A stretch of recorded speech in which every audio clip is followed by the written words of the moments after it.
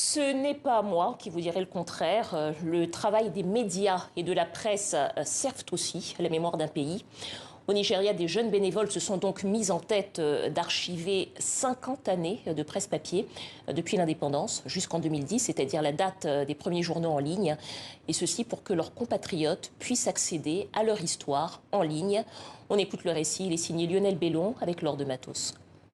Bonjour, je m'appelle Fouad Lawal et je suis chef de projet chez Archiving. Notre mission est de rendre l'histoire du Nigeria accessible en numérisant de vieux journaux, de ceci à cela.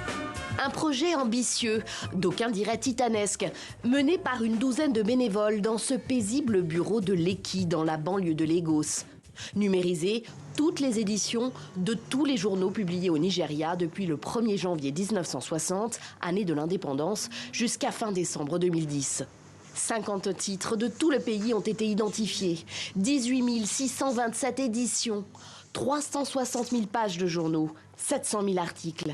Les chiffres donnent le tournis. C'est très important car ça permet de préserver ces informations, en particulier celles qui ont été oubliées, perdues pour le grand public ou qui sont parcellaires sur Internet. La plupart des infos que nous numérisons, c'est tout simplement impossible de les trouver en détail ou dans des documents de première main en ligne.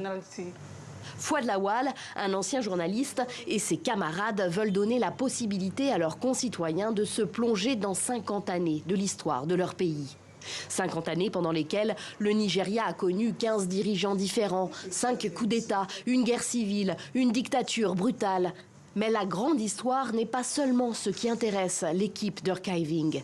Elle veut aussi permettre aux internautes de saisir l'esprit du temps au fil des décennies. Il y a aussi les petites choses comme la façon dont on se rencontrait dans les années 70, la façon dont on mangeait.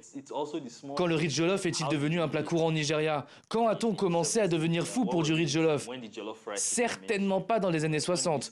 Lorsque je pense à la désinformation, je considère qu'elle ne sert qu'un seul objectif.